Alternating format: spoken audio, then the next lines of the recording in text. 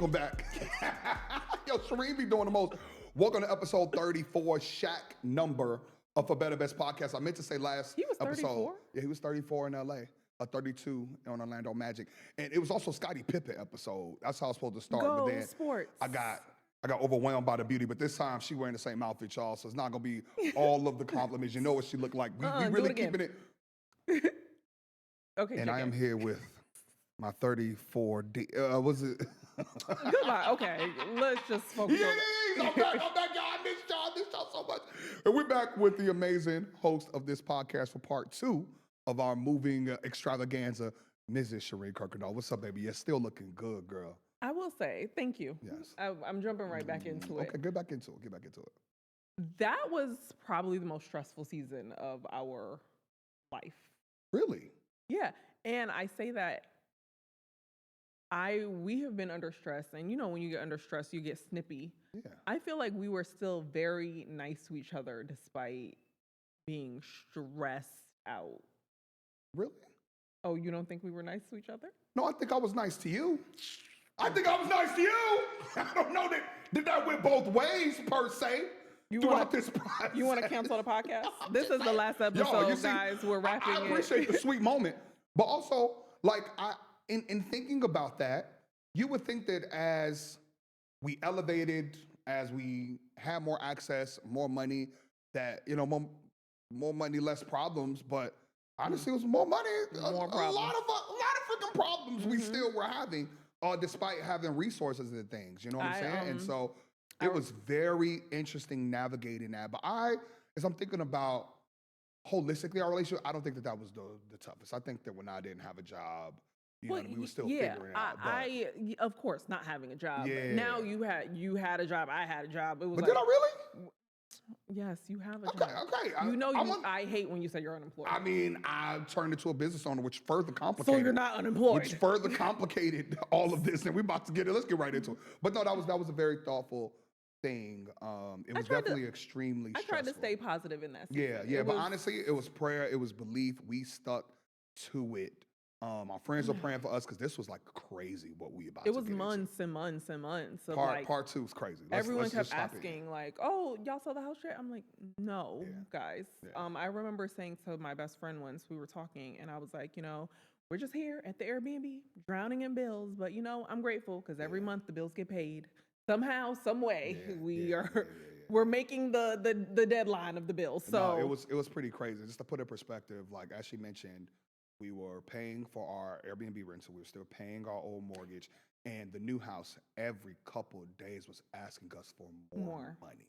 So just like, there's a reasonable amount of money that you should be putting out every month. And then there's an unreasonable amount of money that you should be giving out every month. And we were at the unreasonable, low-key unsustainable path. Like, this was not something we was going to be able to do for 6 months. Like, it was getting crazy. And we were getting to the end of our time in the apartment Airbnb that we had. So we loved it, but also that was unsustainable. Like, it was like a 45-minute minimum drive to the kids' school. Yeah.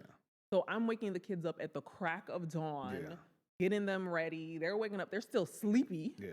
And then by the time we get home, it's like 6, 7 o'clock, eat dinner. It's time to go to sleep because y'all got to wake up early. So it was just like this cycle of like just driving. And then I'm having to do meetings in the Yeah.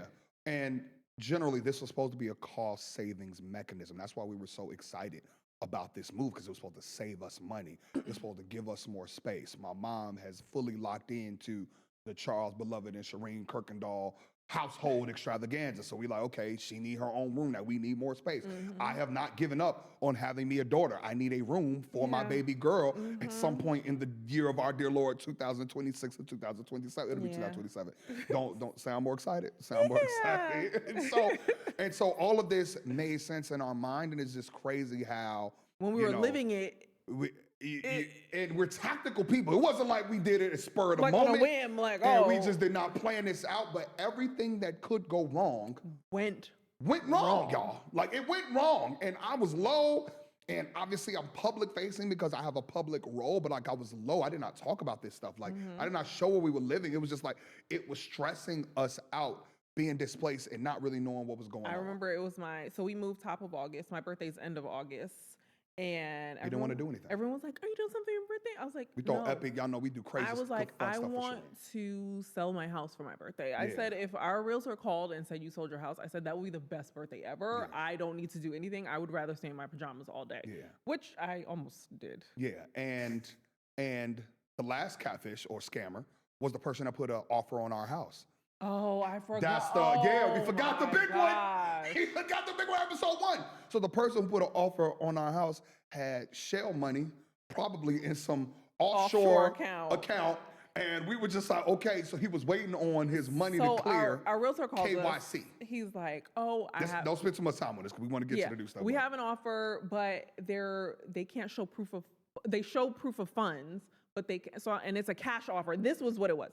It's All a cash offer. So a cash offer technically should be able to close faster than a traditional bank loan. The money's there. Because I'm handing you cash. So I'm like, okay, so we could do like a 2-week close, right? Right. Now Get into our house. Now we're excited. Get into our new house. Now we're house. excited. And Arissa was like, yeah, so they want to do a 60-day close. And we're like, 60 days? That's crazy. To allow for this money. Because they're waiting for the money to transfer in. And he said, guys, he's like, I know this sounds odd. He said, I'm also skeptical, but he said, I've seen the proof of funds. He said, it's not M's, it's B's. Yeah, so, it's a lot of money that they have access to. And your house is not the only house they're buying cash. They're buying a more expensive house cash. Yeah. I'm like, oh, okay, great. Cool. So we're trying to wait this guy out because the circumstance that prevented us, because we had our closing funds, but the circumstance that messed us up was the fact that I switched to being an entrepreneur in at the top of this year. Yeah. And if you know anything about buying a house, when you're in your house buying season, you do not do anything.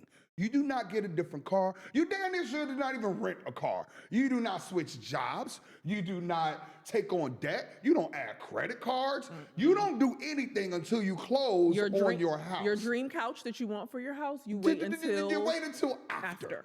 And so this is house number 4. We're not new to this. We true to this. And the minute the conversation with the old company came about, I said, we called. Charles was like, a little tricky now. Let's start locking in a mortgage right now. But again, we weren't closing until August. This happened in January. It was fine. And luckily, thankful to the Lord, like we were having a good financial year, which is probably the only reason why we're not underwater working at Uber right now. Uber in the Mercedes is because trying to make a few extra dollars. Like things were going really well for Charles Glover Productions. So the money was coming in and I knew like, hey, let's just prep. And so like the month before you're about to close, and they got our house done like this, y'all. So fast. Everybody in LA was like, wait a minute, y'all house is moving done? in August? Like, bro, they took 8 months. We paid Christmas Day. Christmas Day, our house was done. Like August 20-something. Yeah, like they were ready so for us. they got our house together like that. And so like a month before is when you really like trying to lock in your interest rate, all of that. And I tried, y'all. I was like, let me put down Charles with other productions. Here's how much we made. And they were like, I thought you were working at, I just started making this every month and your bonuses. I said, well, what had happened was. And even though Charles's businesses have always done well for themselves, if you know anything about being a business owner, you use your expenses to offset your income so that you don't have to pay a lot of taxes.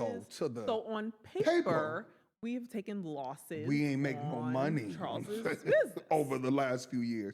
And so they're like, no, we can't authorize a loan. So the loan officer, he's like, I understand what you did. Yeah, I understand why. We know what you're doing, but we can't give you the money. No, can't give you the money.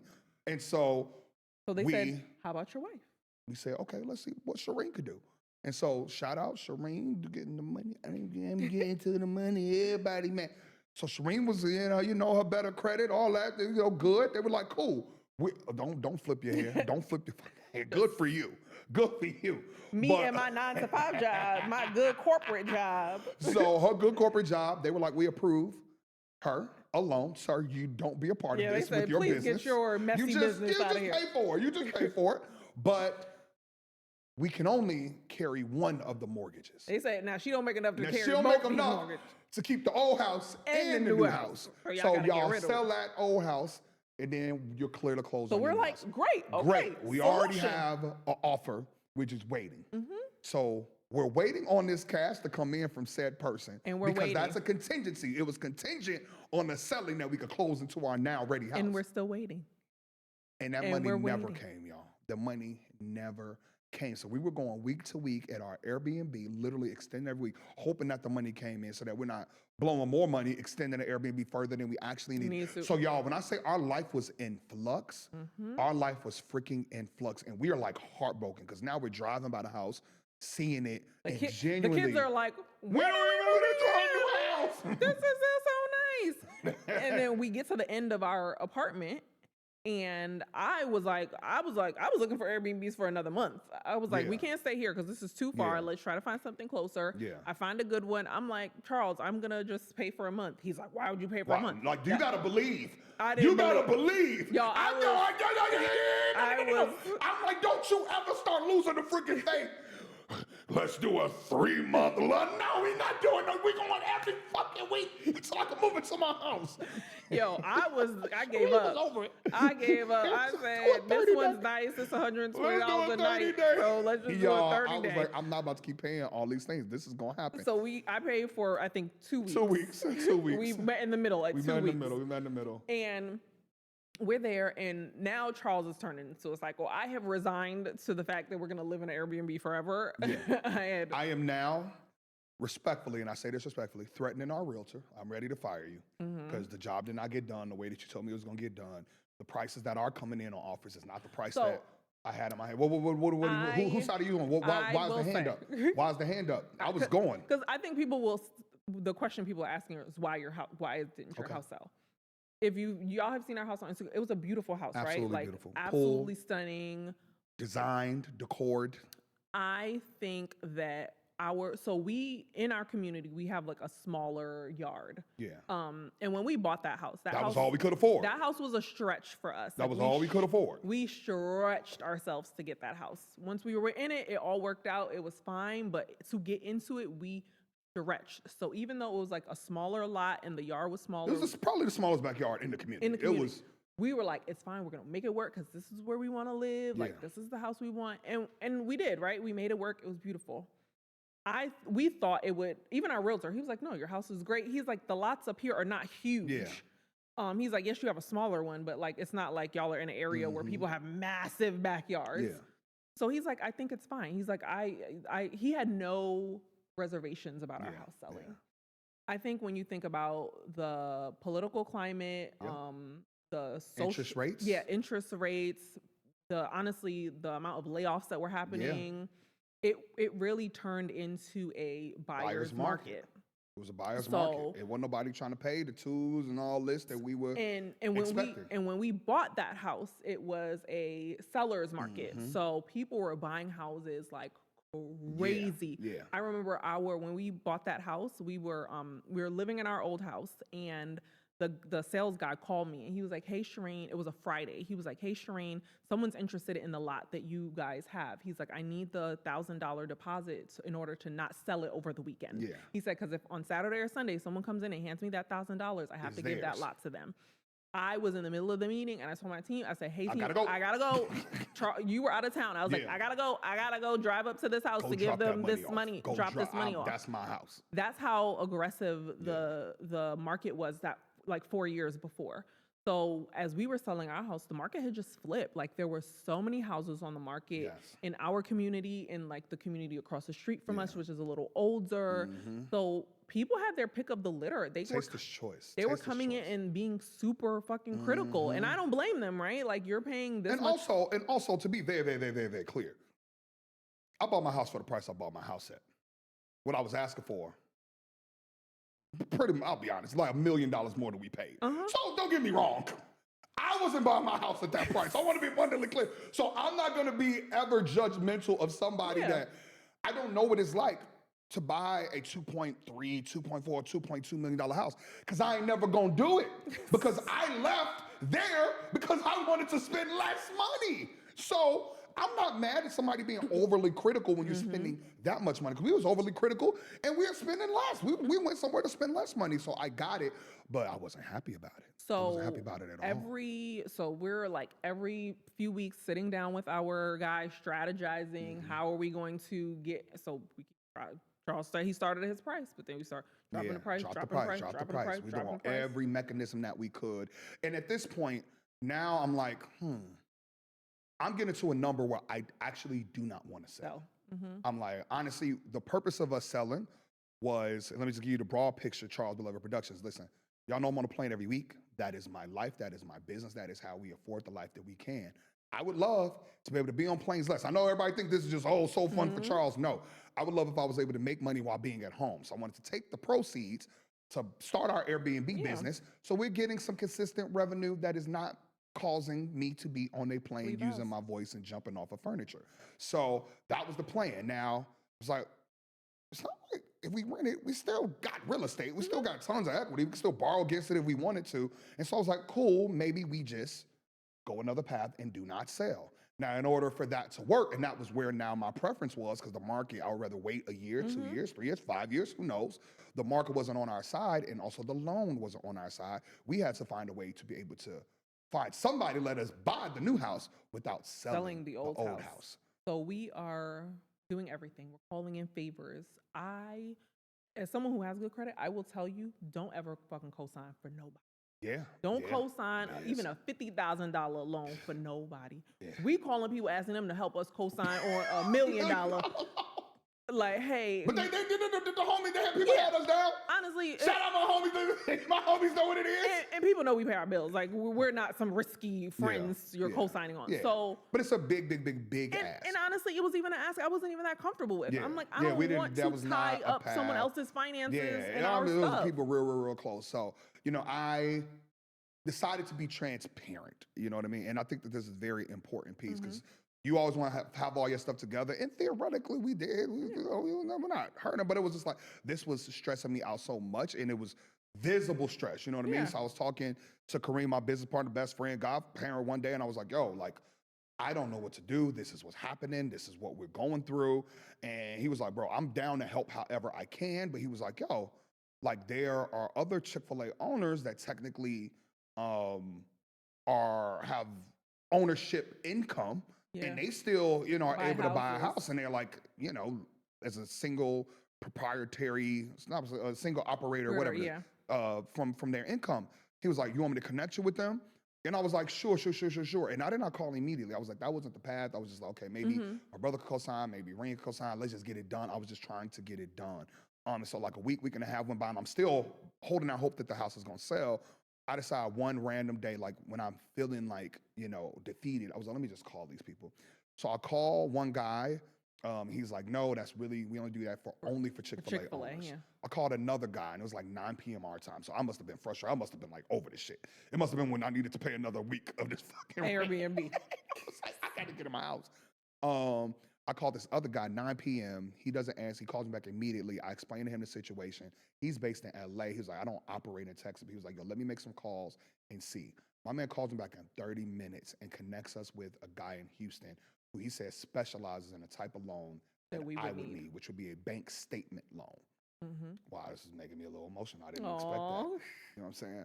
That's crazy because, like, I just want, as a man, like, to make sure that my family is taken care of and to be feeling defeated that, A, this is my plan. That's number one. B, I'm the reason we can't move in because I decided to do all this extra Charles Beloved production shit.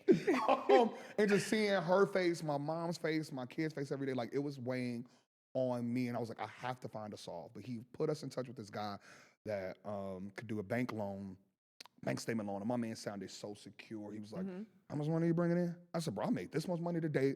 I got this much. I could close on my house. He was like, and how long have you been in business? I said, 4 or 5 years.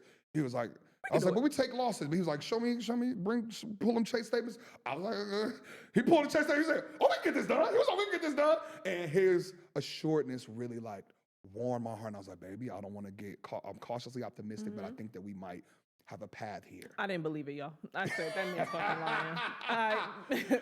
And so we start with him, and things are looking up. We process everything. We go on to underwriting. Underwriters asking for everything. We had it all together because we went through 4 or 5 different loan processes lenders to try and find anybody that would let it work with us. But we get to the end, and as I mentioned, the appraisal came back low. So now we're good. And now they just want us to come up with $120,000 more dollars. And I y'all. will say this guy, he was a mortgage broker. So Yeah. he's a guy, he goes out and he's going to shop to see which lender will give you a loan.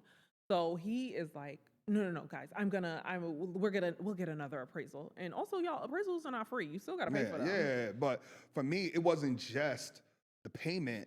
It was like, now we're gonna have so much negative equity in our house that, and again, I'm not building this to sell, but I'm like, I don't want to be negative that much. Yeah. So first and foremost, I went to our builder and I said, hey, listen here, y'all, this price. Yesterday's price ain't today's price. And I don't mean that in the way that it was said. About that, Joe, I mean that in the way you need to bring this on down because, y'all, we're bringing up the property value of every other house in here. And what was happening, can I explain what was happening?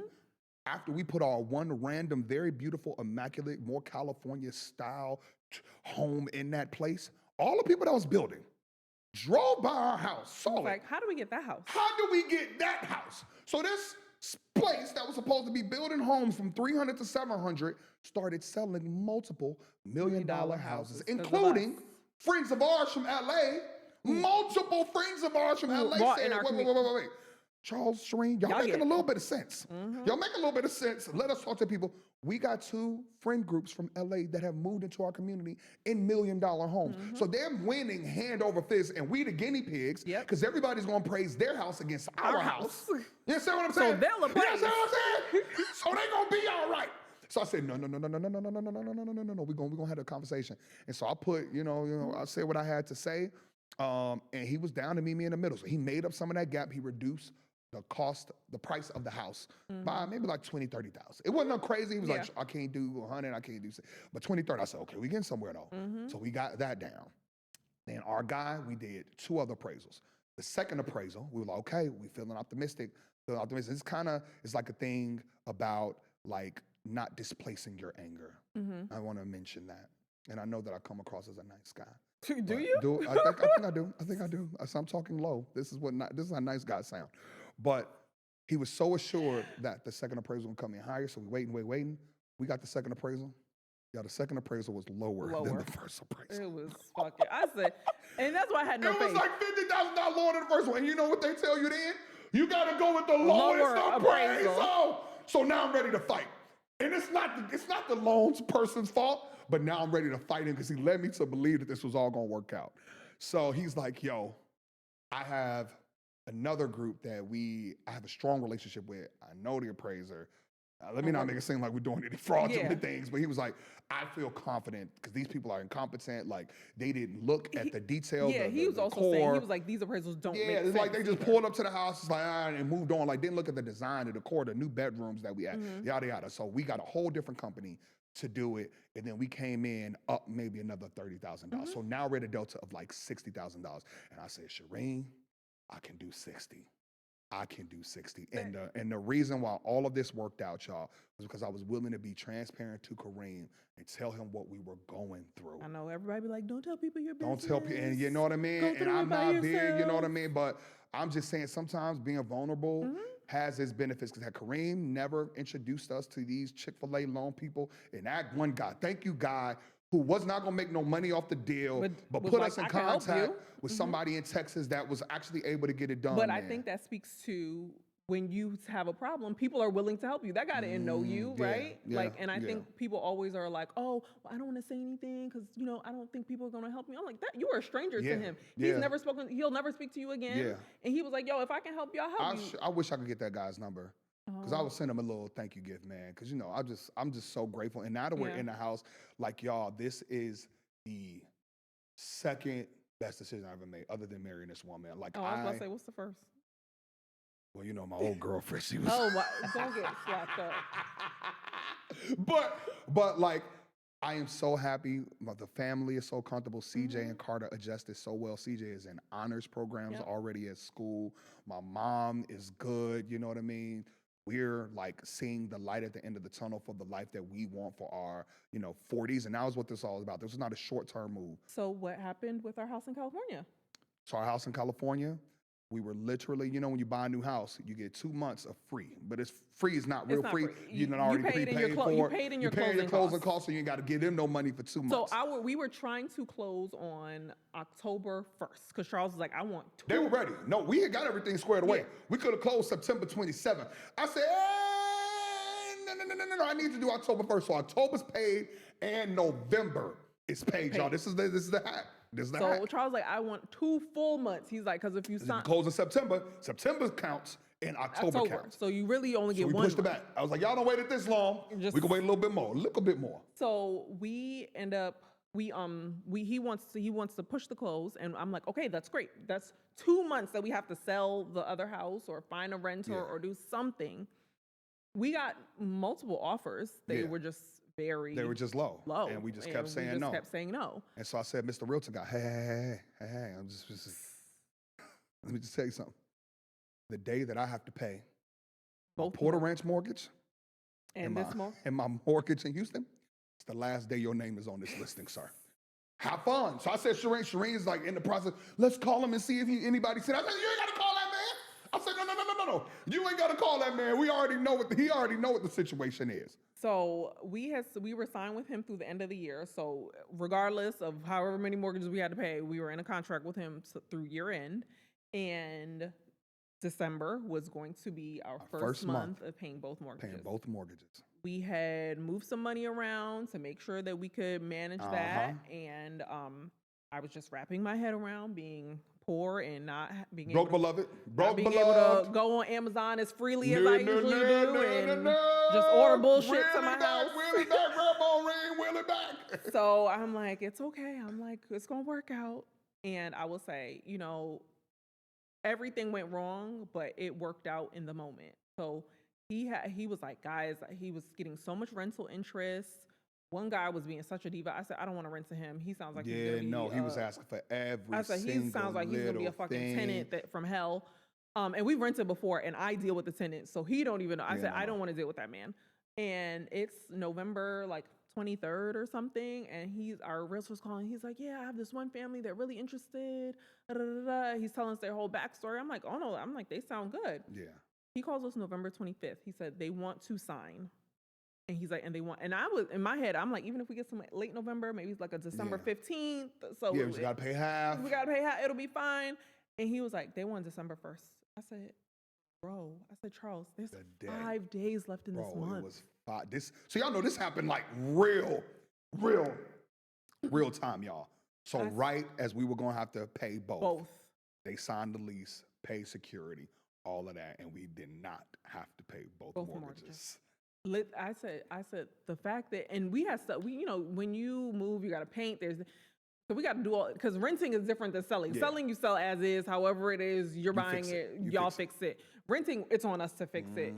So I was like, bro, the fact that they are like, y'all got shit to do, but y'all can get it done in 5 days, right? I'm like, I was just so thankful that it all worked out. And I'm thankful for you and your faith in the process. Because when I tell y'all I was resigned to living in an Airbnb for the rest of my life, like I had already accepted that our house was never going. Oh my God. I was like, our stuff is still in LA. We can pack our bags. We could just go back with our tail between our legs. Shireen was ready to move back to LA, y'all. Yeah, I was like, the faith was gone. The faith in the work. The works was, let's work our way back to Porter Ranch. That's still our house. I had spent so much money on the new house. It wasn't even the embarrassment. I don't care. I'll do whatever we want for that's going to be best for my family. But it was the sheer fact that we had put so much money and they wasn't giving that money back. It ain't no refunds. So I'm like, you know, at least let's just close. And if you sell and go back, we will. But like now that we are here, when I tell you this Houston era, after all of that churn to get us to where we are today, which is relaxed, back recording podcasts, new things are happening for us, new doors and blessings are being bestowed on us. And it's just like all of that, 1 step forward, 2 step back, it's just like slow progressing forward right now, man. And I think the one thing that I noticed when we moved here was that there's so much entrepreneurship here in a way that there isn't in LA. Like, I just think LA is so expensive, and like the money there is older, right? So it's like it's more generational wealth in LA.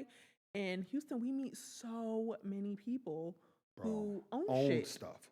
Own studios, own restaurants, own clubs, own bars, own lounges, own podcast And they're people of color. that look like us, y'all. And I'm like, that's where I want to be. That is where, when the barrier of entry is not multiple millions of dollars for you to do anything business wise, like that's where I want to. We living in that. Now, don't get me wrong. Maybe one day we in that era, but we ain't there yet. Yeah. And so for what we can afford and what we can do to make our money go further and continue to build this legacy and create actual generational wealth for our children, this is the spot where I can do that.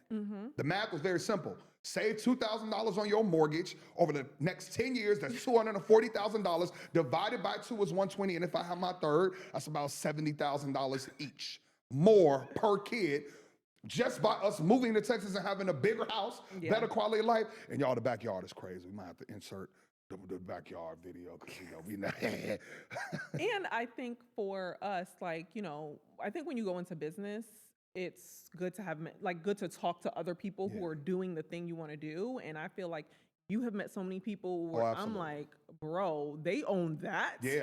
And They doing it. Just like I say, people are willing to share their knowledge. Contacts, resources. It is so collaborative down here. And that's like one of the biggest differences between Houston and LA.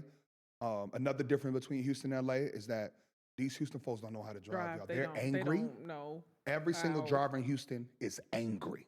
And they tell you right behind your very car. So if you put your foot on the brake, road rage at beloved any is point, coming.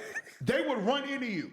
And part of me wants to sacrifice my EQS to prove a point, but I'm often riding with little children and my wife, so I just scream and curse, why are you riding me so fucking closely? They don't know how to drive, y'all, and it's something I'm working on. Road rage beloved It's drive to the absolute max. And y'all, Houston has traffic. Houston's not a place where there's open roads so they can fly around. If you got a little bit of a gap, just to be safe, a safe driver, they will hop in front of you to be one more person ahead. So Houston ain't all that everything.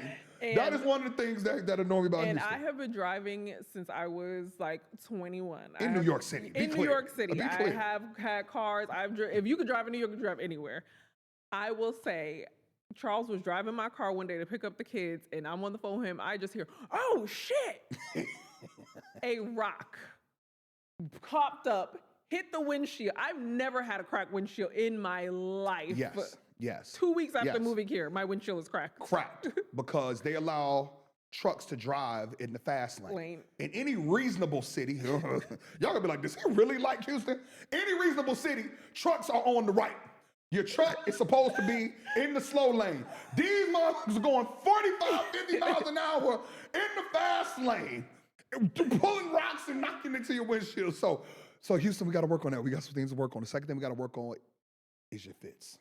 Oh my gosh. Let's just talk about it. Let's just talk about it. Listen. LA is not all about you expense. Real judgy, because when Mr. Chicago, I've seen them suits. Oh, wow. You Listen, real, I was young. You I real developed. fucking judgy My over New there. York stint really played a role in my fashion. Because it's the best city in the world. Being a current fashion icon. But the situation in Houston, it's a little bit urban. It's a urban feel. In the athleisure and outfits. LA is just like, it's like a vibe, you know what I mean? And well, LA, everybody is trying to keep up with the Joneses. It's like, no, it's not all expensive wear, but it's like homeless chic. You know what I mean? Like, it's still a vibe. No, a people big oversized hoodie. It don't have to be big brands. Here is the chicness that's missing. And so they have crazy restrictions on outfits for no reason, because like they want you to look like a suit and tie, like going to the club, or you know what I mean. The first time I went out in Houston, and it was hot, and dude pulled up. He had on a full fedora. Jesus Christ! And Charles had on a fitted, and like a fitted is a part of an outfit. Yeah. They was like, I gotta come off. I said, wait, so fedora could get in, but the cap gotta go. Take my hat off because we could not have a hat on in the establishment. And this is not a restaurant. This is not Mastro Steak 48. No, this is a day party. It's like we're going to the club. Made me put my hat in the box amongst other lights-written hats, and then I forgot it. And then I freaking forgot it. He came home. I lost my hat. I was so angry, y'all. He came home. He said, "God damn it, I forgot my fucking hat." So I think that's the dress codes are annoying. But it's also a regional thing, right? Respectfully, Wait, what are we saying? What are we saying? What are we? No. Let's hear this. When you moved to New York, you were not dressing like this. Oh yeah, no. I was a horrible dresser. I have seen the pictures. You still dated the pictures, so just know. So this was true love. I'll accept that. I loved you before the D&G pants with the bow tie. All right, we're gonna keep going. It was a Burberry bow tie. Oh, no, don't make me pull old Fitzy you up. I'm sure. This fashionista stuff is new too. I'm sure I look nuts, but New York is still New York. I'm still from the best city in the world. Y'all did dress better. Y'all definitely influenced my dress. But no, LA dresses better. Houston drives horribly. Houston's food is 10 times better. LA's food was fucking let's be terrible. very clear. It's not even close, y'all. The food that we get to eat across so many different types of food. Now, Southern, it's way more New Orleans style Creole here. I know a lot of people came from Katrina, but like, there's a lot of NOLA flavors roaming around these Houston streets that I was not expecting. You know what I mean? So the food, y'all, is 10 out of 10. I struggled with the food in LA. Yeah, no, like. As someone who comes from the food melting pot. Yeah. That food in LA was. Yeah. Like one Chinese restaurant we liked, one, you know what I mean? But Houston's food is on 10. Any other difference between Houston and LA? The cost of living, y'all. We drive electric cars, and I said, I want to get a gas guzzler. You want to know why we want to get a gas guzzler? I said, baby, just go get the Hummer. Go buy a fucking, I don't even know if they make Hummers. Go buy a Hummer. Gas by our house, y'all, is $2.40-something, maybe $2.30-something. I said, oh, we going back gas. Give me my S-Class, no more EQS.